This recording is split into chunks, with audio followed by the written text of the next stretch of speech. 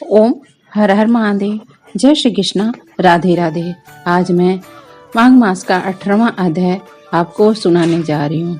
कथा करने से पहले आपसे अनुरोध करना चाहती हूँ कि यदि आप हमारे चैनल पर नए हैं तो कृपया करके लाइक करिए, सब्सक्राइब करिए, शेयर करिए, बेल आइकन को प्रेस कर दीजिए जिससे सारी नोटिफिकेशन आपके पास जाती रहे। तो श्री वशिष्ठ जी कहते हैं कि हे राजन, मैं दत्तात्रेय जी द्वारा माघ मास का महात्म कहा।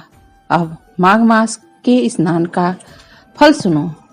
हे परम तप, माघ मास का स्नान सब यज्ञों, व्रतों का और तपों का फल देने वाला है।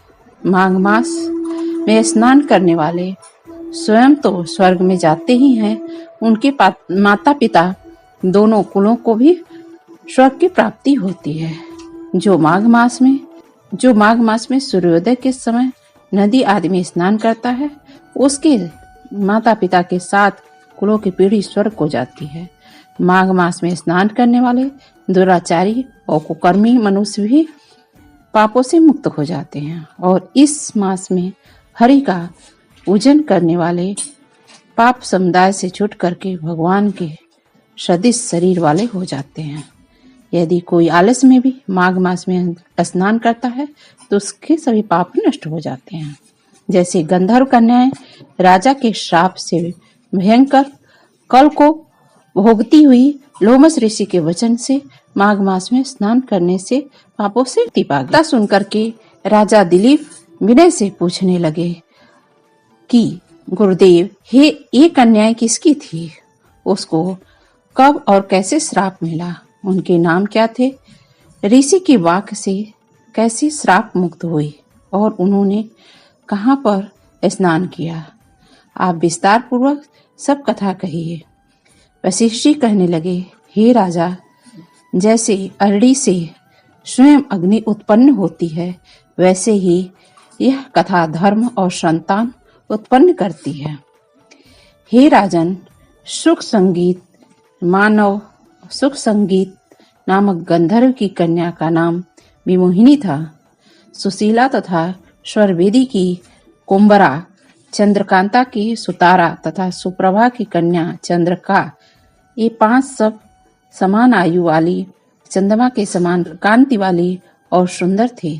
जैसे रात्रि को चंद्रमा शोभायान होता है, वैसे ही पुष्प की कलियों के समान खिली हुई ये अप्सराएं, ऊंचे पयोधर वाली पद्मिनी, वैशाख मास की कामनी, यौवन दिखाती हुई नवीन पत्तों वाली लता के सदृश, गोरे रंग सोने के सदृश चमकती हुई, सोने के अलंकृतों से सुशोभित, सुंदर वस्त्र धारण किए हुए, अनेक प्रकार के गाने और बीड़ा अथवा बांसुरी तथा दूसरे बाजे बजाने में प्रवीण और ताल स्वर तथा नृत्य कला में निपुण थे।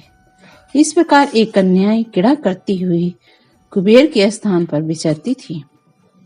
एक समय कौतूहलवश माघ मास में एक वन से दूसरे वन में विचरती हुई मंदिर के पुष्प तोड़कर सरोवर पर गौरी पूजा के लिए गई। स्वच्छ जल के सरोवर में स्नान करके वस्त्र धारण कर मौन हो बालू मिट्टी की गौरी बना करके चंदन, कपूर, कुमकुम और सुंदर कमलों से उपचार सहित पूजन करके एक कन्याएं ताल नृत्य करने लगी। फिर ऊंचे गांधार स्वर में सुंदर गीत गाने लगी।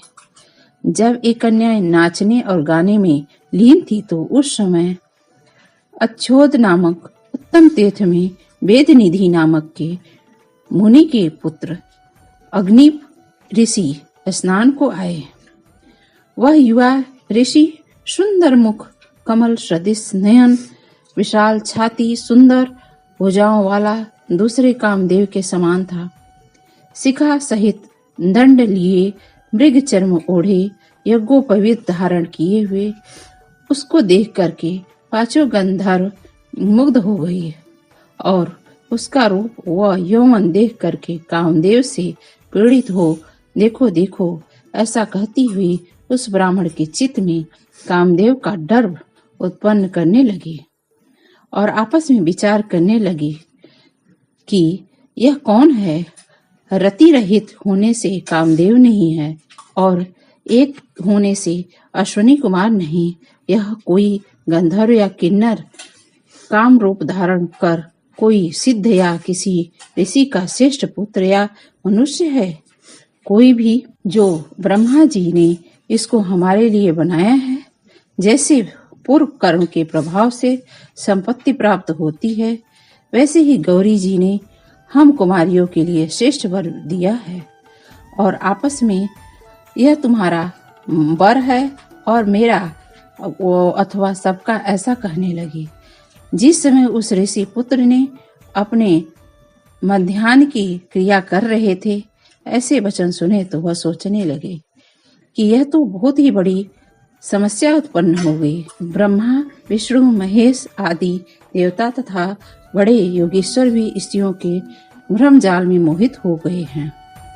इनसे तिछ बाणों से किसका मन रूपी हिरण घायल नहीं हो सकता। जब तक नीति और बुद्धि रहती है, तब तक यह पाप से भय रहता है। जब तक गंभीरता रहती है, यम विधि का पालन होता है, तब तक मनुष्य स्त्रियों के काम रूपी वाणों से बिथा नहीं हो जाता। ये मुझे उन्मत्त और मुग्ध कर रही हैं। किन गुणों से धर्म की रक्षा हो सकती है? स्त्रियों के मांस, रक्त, मल मूत्र से बने घृणित और अशुद्ध शरीर में कामी लोग भी सुंदरता की कल्पना करके रमण कर सकते हैं। शुद्ध बुद्धि वाले महात्माओं ने स्त्रियों के पास रहना कष्टकारक कहा है। सो जब तक यह पास आए, घर चलना चाहिए। अतः जब तक वह उसके पास आई, वह योग बल के द्वारा अंतर्ध्यान हो गए। ऋषि पुत्र के ऐसे अद्भुत कर्म देख करके वह चकित होकर के डरी हुई चारों ओर देखने लगी और आपस में कहने लगी, यह क्या इंद्रजाल था जो देखते देखते विलीन हो गया। और वह विरह की अग्नि में जलने लगी और कहने लगी, हे कांत, तुम हमको छोड़ करके कहाँ चले गए? क्या तुमको ब्रह्मा ने हमको विरह रूपी अग्नि में जलाने के लिए बनाया था? क्या तुम्हारा चित्त दया रहित है जो अपना चित्त दुखा करके चले गए? क्या तुमको हमारा विश्वास नहीं? क्या तुम कोई मायावी हो? बिना किसी अपराध के हम लोग पर क्यों क्रोध करते हो? तुम्हारे बिना हम नहीं जी पाएंगे। जहाँ पर आप गए हो, मुझे शीघ्र ले चलो। हमारा संताप हरो और हमें दर्शन दो। सज्जन लोग किसी का नाश नहीं देखते। माघ मास का 18वां अध्याय। यदि आपको 19वां अध्याय प्राप्त करना है तो मेरे चैनल पे बने रहिए और एक न एक किसी को जरूर शेयर कीजिए, जिससे उसे भी भगवत प्राप्ति हो सके। ओम हर हर महादेव। जय श्री कृष्ण। राधे राधे।